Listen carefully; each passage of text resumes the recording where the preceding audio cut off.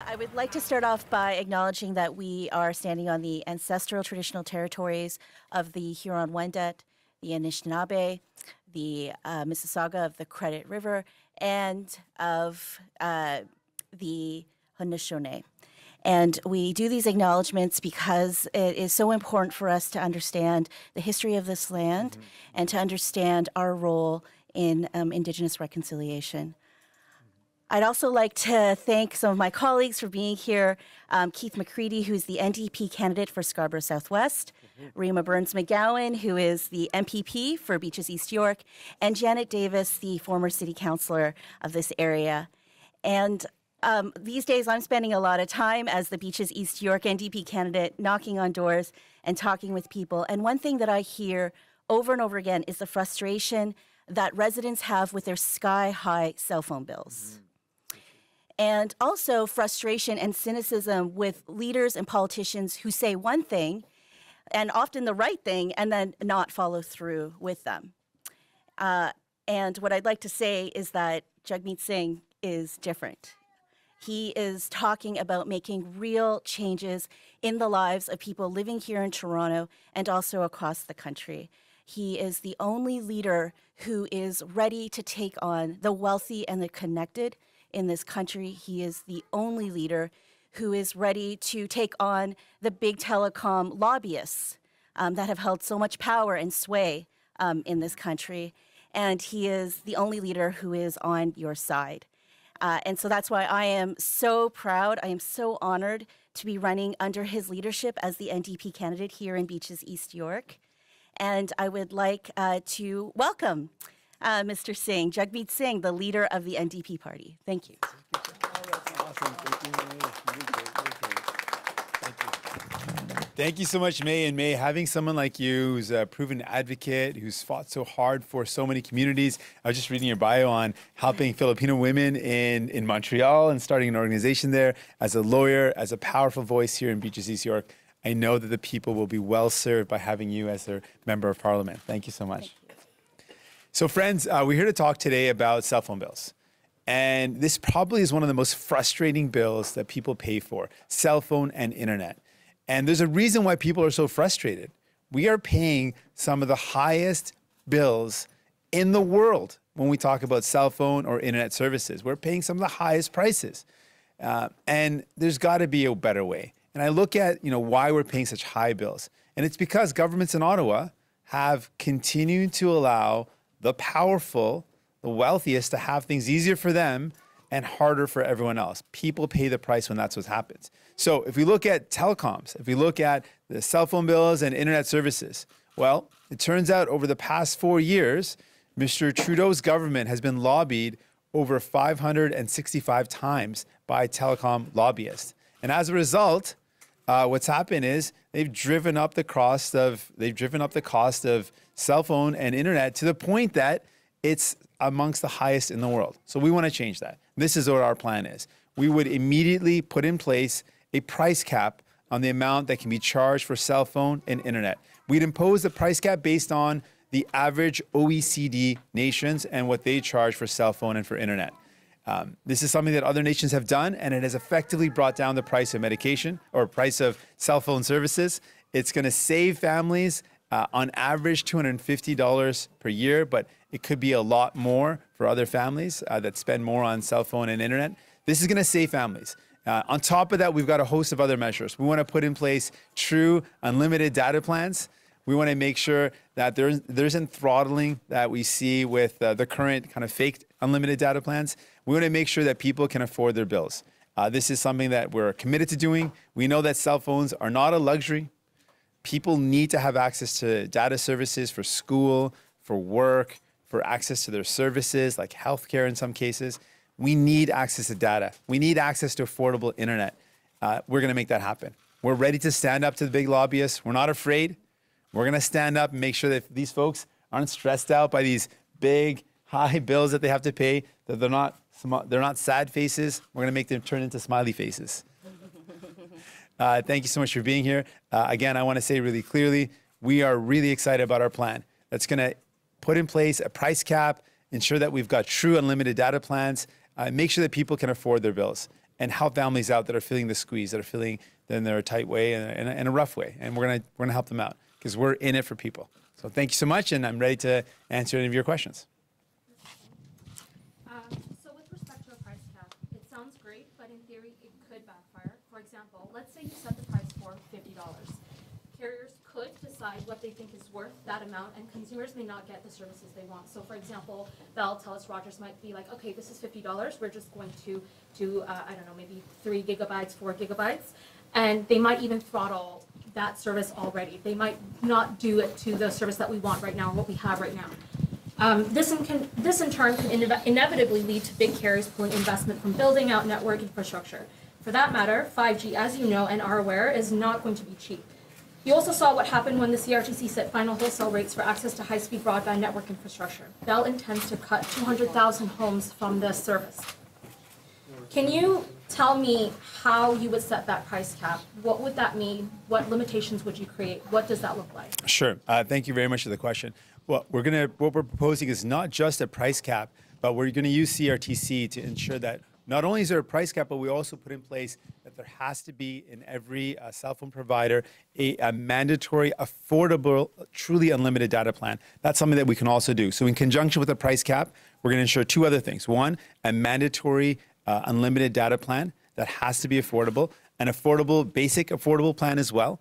That's something we're going to impose. And just to give evidence that this works, we've seen this work effectively in Australia. They put in place a price cap, and it brought down the price of cell phone bills and internet services, and it can maintain a high quality of service. So in Australia, they have massive investments in cell phone infrastructure.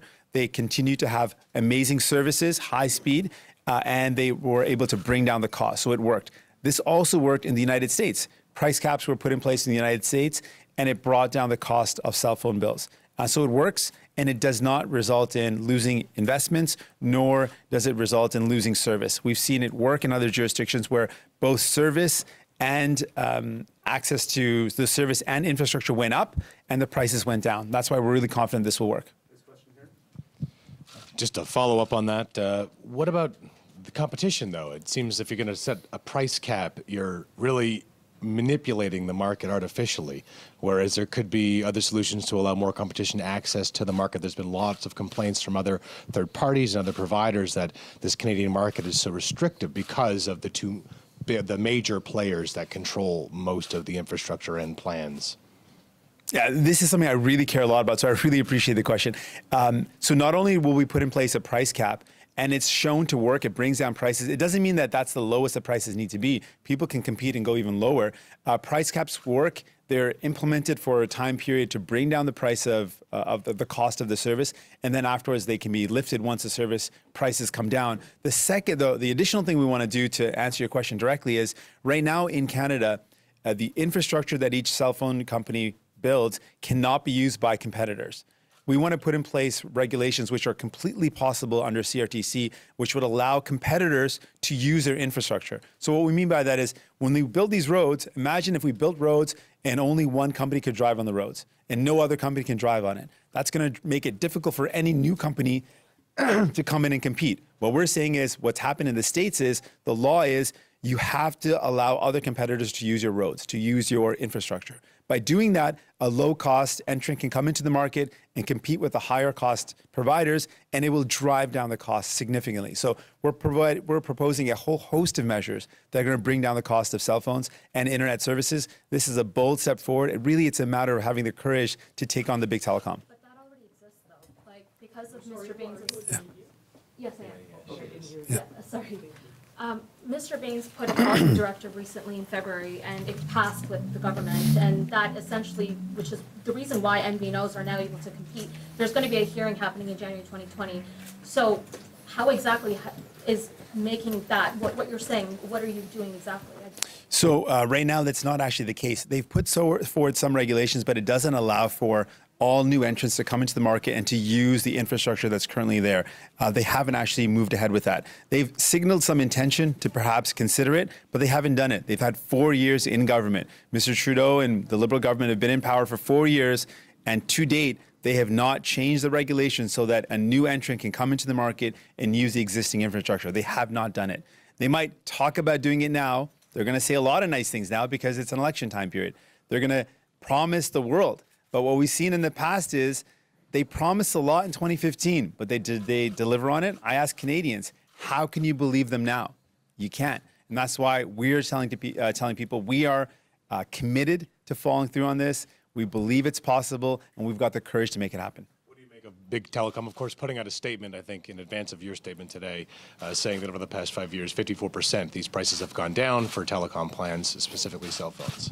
Doesn't change the fact that we are paying way more than so many other countries. We are amongst the highest cost jurisdiction in the world for our cell phone services. You can ask anyone who travels around the world. If you go to Europe, if you go to South Asia, if you go to America, you see prices that are far less than ours. Then some will say, well, Canada is a big country.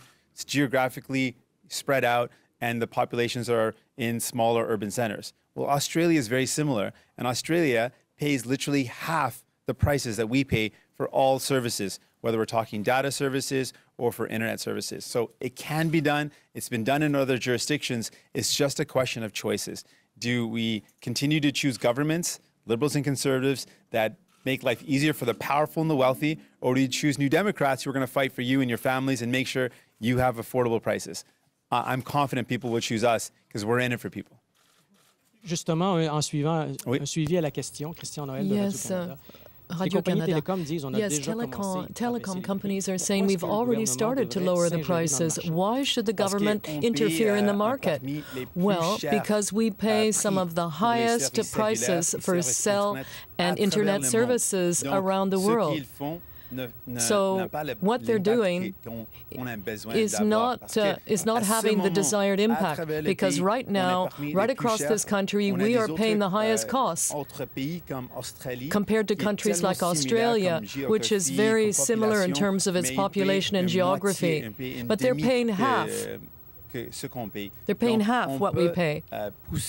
So we need to push the companies and force them to lower those prices, and we have the power to do that. And as New Democrats, we have the courage to do it. Now, your program will be asking the companies to do their fair share in terms of the amount of taxes they pay.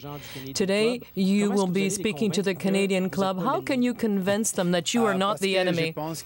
Well, because I think that an economy that works for everyone is an economy that's good for everyone. When there's a lot of inequality within a society, that causes problems for everyone. And what we're proposing is, if we really want to have a society that moves forward, there has to be equity and equality. And right now, a lot of people do not have the resources to buy a home. They're afraid of the future. We can change all of that if we make better choices for people.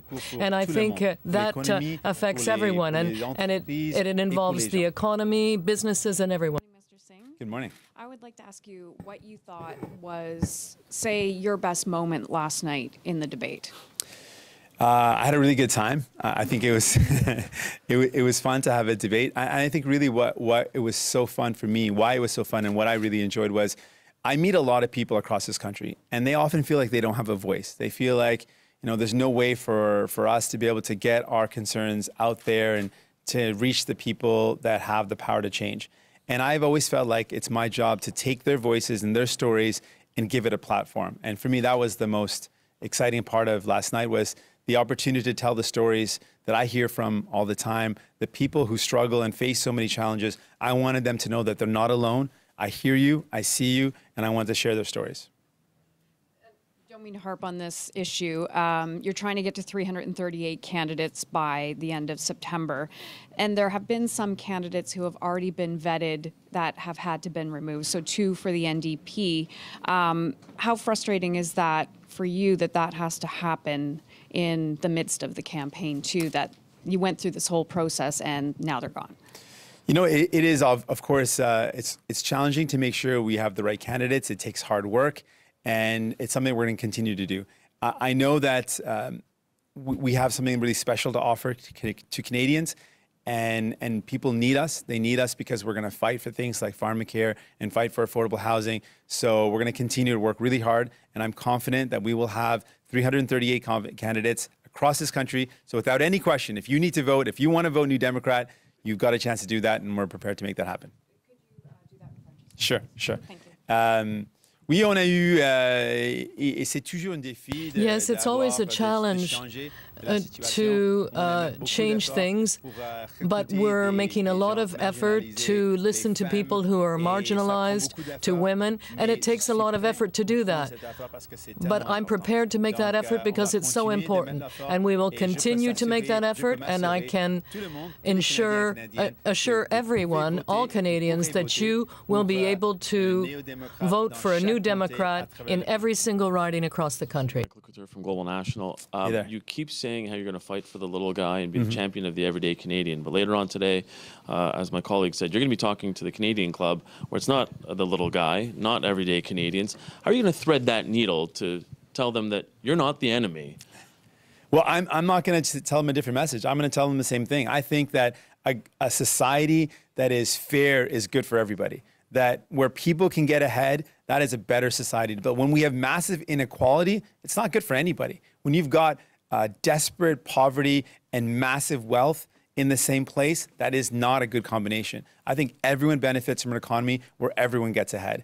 When we make decisions that benefit people, they can own a home, they can afford to pay their bills, and they have a bright future, that's how you build a better place, a more cohesive place, a place where there's more positivity, and I think that's something that's going to benefit everyone.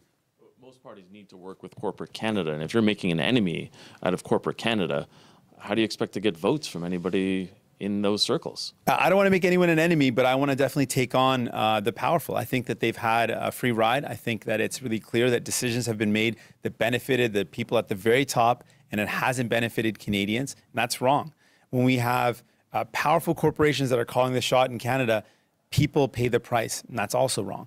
And so I really want to make sure that we know that we can work with business. We can create a good climate that allows businesses to thrive, but we don't want to create a condition where corporations thrive and people suffer. We want everyone to do well, and that's something we can achieve together. Alex Ballingal of the Toronto Star. You seem to be suggesting, and you've done this at a number of announcements, like citing a number of times the Liberals have met with lobbyists, suggesting, I guess, that there's something nefarious in that. Would you never meet with lobbyists if you became the Prime Minister? Or why do you keep bringing that up as something that's so bad? I think it's really the decisions that come as a result of that. So it's not just meeting the lobbyists, it's the results afterwards. So if they met with lobbyists and we were paying the lowest cell phone prices in the world, it would show that they're having good relationships, but they're still working for the benefit of Canadians. If they'd met with the fossil fuel sector 1,500 times, as they have, and followed through on their promise to end fossil fuel subsidies, I would say, well, they're having negotiations and conversations that are still keeping in mind their promises and commitments to Canadians. But it hasn't been that way. Instead, they've met with the powerful interest groups and then broken promises. The example that I gave with pharmaceutical and insurance companies is really illustrative of the reality that Mr. Trudeau and the Liberal government promised to reduce the cost of medication. It would have been a zero-cost solution. Just changing the list of countries that we compare when we set our prices. Seems like a pretty reasonable thing to do. But instead of following through on that commitment, they completely abandoned it, and 4 years later now have re-announced it before the eve of an election. Now, it makes you wonder, why are they doing that? Well, when we got the evidence, they've met with the lobbyists so many times and they abandoned the commitments. It shows a pattern of behavior that they cave into the demands of corporations. Meeting with them is not the problem. Caving into their demands is the problem. There was a moment in last night's debate when Mr. Scheer said that some Indigenous nations are holding hostage the Canadian economy, I guess, basically for opposing resource projects. You and Miss May seemed incensed a bit by that comment. I wonder if you can explain why you found that troubling. Yeah, I mean, that's just inflammatory language. When someone doesn't like something, you could say they raise their concerns, they're opposed to something.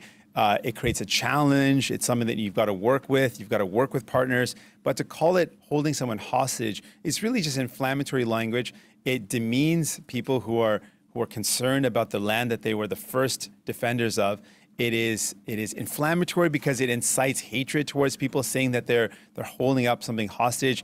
It is aggressive language that is not productive towards creating a solution. It just paints someone in a negative light. And that's already what happens to Indigenous people. They're always perpetually painted as a problem or something that is problematic, and that is not helpful if we want to move towards reconciliation. In fact, that is why we need reconciliation, to do away with that approach that is so built in a colonial and negative approach. We need to go forward in positivity as partners. Paola Lariggio with the Canadian Press. You said last night after the debate that you wanted charter protections for Sikhs who don't want to wear helmets on construction sites. And then your party later said that you respect a court decision that found the charter doesn't apply because they're private employers. Since those are two incompatible positions, can you clarify where you stand? I believe that people should be able to express their faith, and that should be a charter-protected right. The decision came out, and I accept the decision. You also said last night that your party has a solid position on national unity. Can you explain what you meant by that and where you stand on the Sherbrooke Declaration? Yeah, so our position is we are a party that works to keeping Canada together. We are undeniably a party that works very hard to make sure we understand the diversity of our country, of our federation, working with First Nations, working with Quebec to ensure that everyone feels at home. So our position is very solid in that we are working towards national unity, continuing to maintain national unity at all times. And we accept that there is differences of opinions, but our goal and our focus is working together with those differences to build a Canada that is united. Hi, Al Shackleton, Beach Metro News. You were in Toronto Danforth Sunday, you're in Beaches East York today. How important are these two ridings in East Toronto, and how confident are you that you can take them back for the NDP? Very important and extremely confident. The people in these ridings have seen that, having a Liberal MP hasn't made their life better. We're talking about cell phone bills today and internet services. You can ask the people behind me. Their cell phone bills and internet costs still remain amongst the highest in the world. Things aren't getting better. Things are tough. It's hard to afford a home. Bills are going up and wages aren't. Things are very difficult, and we don't see the Liberal MPs in these communities responding to those needs. And we've got a Liberal government that says nice words, says pretty words, but comes up with empty promises. And that's not what people need. People need real action. And that's what we're committed to doing. Today's announcement, a price cap, that is real action to bring down the cost of living that helps families out. Our commitment to build universal pharmacare by 2020, that's a real commitment to lower the cost for medication for families, saving them hundreds of dollars a year. These are real commitments to make people's lives better, and I'm confident the people of Beaches East York, people of Danforth and Davenport will see in us champions for them, someone who's going to fight for them because we're in it for them. Good morning, Mr. Singh. It's James Moore from News Talk 1010 Radio. Hey there. In order to encourage some of the competition that you're talking about beneath this price cap that you're talking about on cell phone bills, would you be open to opening the market in Canada to players in the telecom industry from outside of Canada? Yes, I think we should be open to that. There's a certain criteria that we should follow, and that's to make sure that any decision to open up the market should be based on security and privacy interests, and make sure that our privacy and security interests are satisfied, and then we can open up the market to other entrants. Particularly what I'm calling for is not just that price cap, which is going to be a massive savings, but when we open up the infrastructure to other companies, this is a really bold way to ensure that there's real competition. Right now, there's really just three major national big players, and they're effectively running a bit of a monopoly. And the prices are all roughly around the same. There's not real competition.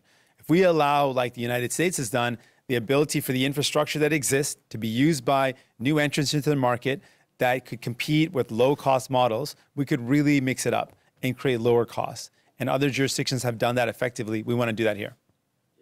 Canadians then be able to expect that increased competition if you were elected? We would do that right away. We have the power with CRTC. It's got a very broad mandate. This is fully within the federal jurisdiction.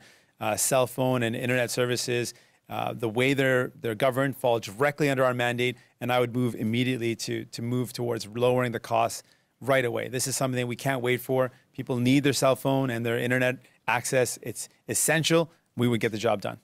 Following up on my colleague's question with respect to Quebec and the truckers, there was some confusion yesterday, so I'd like to give you an opportunity to clarify your position on wearing a helmet. Well, I accept the decision of the Court of Appeal.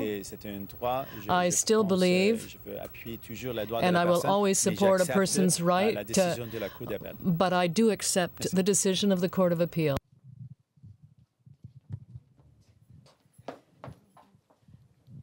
Hi, I'm not with the media that's traveling with you, so that's why I wasn't aware that I had to come here. No worries, no worries. All good, all good. There's one thing that you mentioned in your announcement as well, Consumer Bill of Rights. Yes.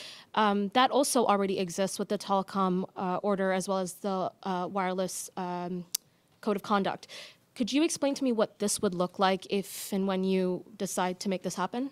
Yeah, so I mean, our main focus today is on the price cap, on ensuring that there is affordable, unlimited data plans and affordable basic plans. That's going to really lower the cost of cell phones. The other major focus is encouraging competition. With the Bill of Rights, we see that as it currently stands, people don't really feel like their voices are being heard. I've heard a lot of frustration from people that say that they don't get the service they need, they don't get the response times that they want. It's really tough, and they're really frustrated. So we want to augment the supports and protections for consumers. They're not at the level they should be, so we would really bolster those supports so that they're meaningful and that people can actually feel like they're being supported in times when they're feeling exploited. Thank you so much, everybody. Merci beaucoup. Thank you. Thank you, team. Listening live to NDP Leader Jagmeet Singh in front of the backdrop of supporters with big numbers symbolizing the cell phone and internet bill figures that Canadians pay monthly, among the highest in the world. And you saw the emojis as well, showing anxiety and concern, and again, meant to represent what Canadians are feeling. And with the statement there, the restatement really of the platform points for the NDP plan to reduce the cost of cell phone and internet bills for the Canadians. Janice McGregor listening in. I want to talk about a couple of things with you, Janice. I mean, this is essentially a restatement of much of what we've heard. Price cap, data caps, data plans, affordable plans. We got some amplification of that, and then some further detail for how he wants to sell this to Canadians, and the whole effort in terms of ignoring the lobbying efforts of big telecoms. What did you hear that stood out for you on that particular platform plank, first of all? Yeah, a very populist position. I think it's fair to say the NDP are taking here. If you are familiar with the cell phone mobile data rates in other countries, a lot of people, what the comparisons are as far as the US is concerned. A lot of Canadian rates are just not competitive. There is not as much competition in the industry here. People believe that is a big driver of why prices are so high.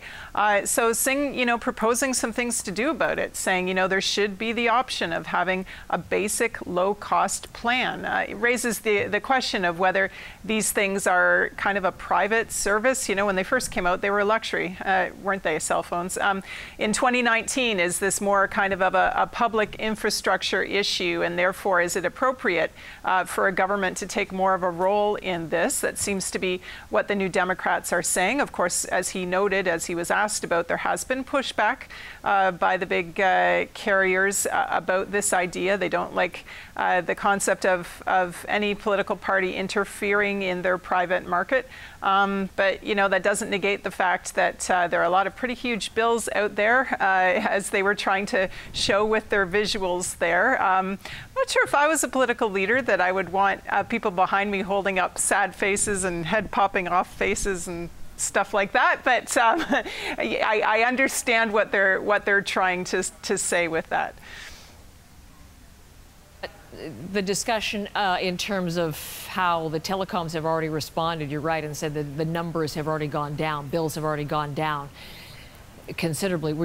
I'll just fill you in on exactly what we're looking at here, and I'll come back to Janice in just a second. This is Trois-Rivières, and this is where we're waiting for our Liberal leader, Justin Trudeau, to be making some policy announcements on electric vehicles. So we're not going to go too far away from that. But back to the telecom. Yeah, the telecom's already issuing a statement saying the numbers have already come down. But according to the NDP, just not quite enough, and also the pledge to open up the market to companies outside Canada. So these are details that we'll certainly hear over the course of the campaign.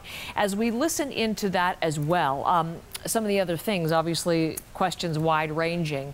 What did you hear that stood out? He was asked about his thoughts on his debate performance last night, the first for him on a national stage as leader. Seemed quite pleased with what he was able to deliver last night. Yeah, he did, didn't he? I took note of his exact words. I had a really good time, he said. Look, he has a background as a lawyer. You know, we know that lawyers tend to be good at arguing on their feet, so perhaps this kind of a thing comes naturally to him. But I did find sort of both in terms of his words and his body language, he didn't seem to sort of have any kind of rookie issues last night. He seemed to be very confident in that forum, and you could sort of see him holding his shoulders back a little bit more than usual today about that. I think the consensus in his camp is that he did what he needed to do. I'm sure they want to use this to have some positive momentum. You heard in some of the other questions there that he was facing, you know, they're still dogged with concerns about whether they can get their candidate slate finished in time. And, you know, because they put out their whole platform in June, these individual kind of platform slices that they're serving up aren't a surprise to us. We've been able to sort of read about them all summer. I mean, that can be a good thing in a debate context because you already have kind of a lot of material in front of you. You don't have to sort of hold anything back at the door. The candidates they do have in place have been able to get this platform out there for a number of weeks now. But at the same time, you don't have the big reveal every day, do you, for the media, which sometimes makes it a bit less exciting. So, you know, there's two schools of thought about this, right? Going back to Chrétien's Red Book, you know, the idea, put the platform out there, let everybody have a really good read of it way in advance, versus kind of like the daily, you know, doling out of things that we're going to see from the Liberals and the Conservatives as these tours go along. You know, if you are a campaign strategist, you can see pros and cons for each. Janice, stand by because I know you're going to be talking about what Justin Trudeau is announcing. We can see that on the bottom of your screen. Waiting for that. There's Janice McGregor in Ottawa.